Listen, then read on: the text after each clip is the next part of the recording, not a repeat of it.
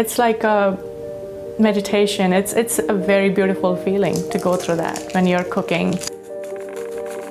That's when things just happen. It's like when you're dancing, you know? You are just in the moment. When you use the wok that my mother gave me, which is from before I was even born or before her wedding. And that old wok, when you cook in it,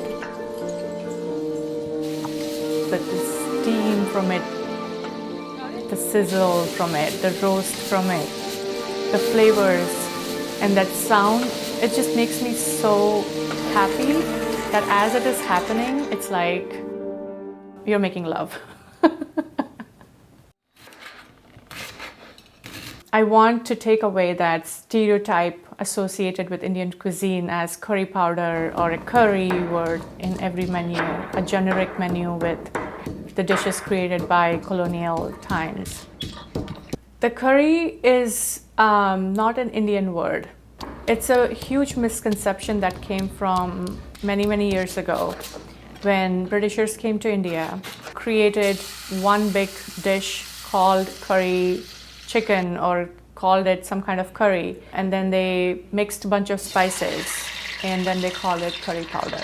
And so curry became a word associated with Indian people, Indian food, Indian race, and not the food that we grew up eating. Was kind of lost in translation everywhere.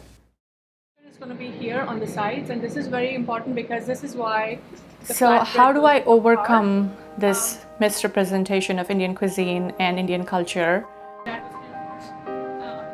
Through my cooking socials, I found a way to connect to people where I would invite people to my home. I would go to these communities and offer my cooking classes. I would do a dish or two where everybody would get involved. They have never seen these ingredients before. They have never heard about these recipes. So to me, I felt immense pleasure in just sharing those, and it became a fun event at the end because people didn't realize that teaching or cooking or classes could be this fun, and they enjoyed learning as well. They enjoyed the new concepts. I've been in Smita's kitchen with her before, which is so exciting to just see her process and watch her come together with all of these different ingredients to make a beautiful meal. And when she's cooking, you can see there's a lot of things happening at once. It takes a lot of prep and planning, and she's so thoughtful about it. It almost makes you think it's easier than it is.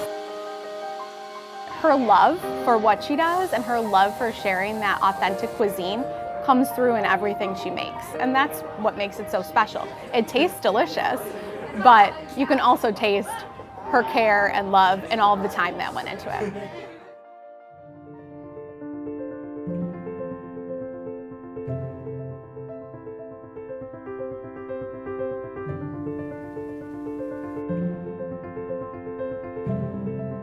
All these different flavors that I grew up eating with and I know of, I formulated them in a way, in a proportion that can be combined with any of your dishes, and you can just add a little bit of the blend and don't have to think about what else to add to it. Just you can adjust the salt and your fats in it, and that's it. I love how surprised they are. I love how they have never tasted these different spices in their food before, and the realization that it can be used in anything that they're making. It's not associated with just one type of cuisine. My hope that when my kids grow up as adults, and I'm really old, is to see that there is no curry powder in the world anywhere. There is no more education needed about any ethnic cuisine. You know, everything has its own uniqueness and it doesn't have to be taken away from its originality. It should be what it is for.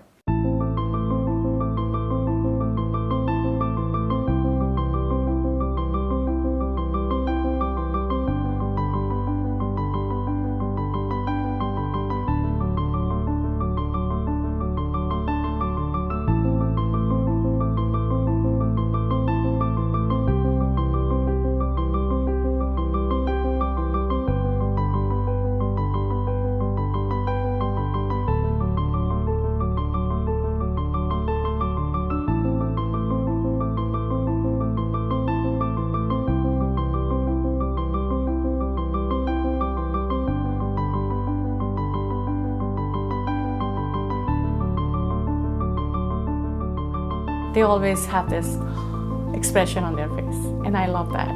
At that moment, I see and I think, and I stop and I feel that moment, and I see that, oh my gosh, I just educated one more person.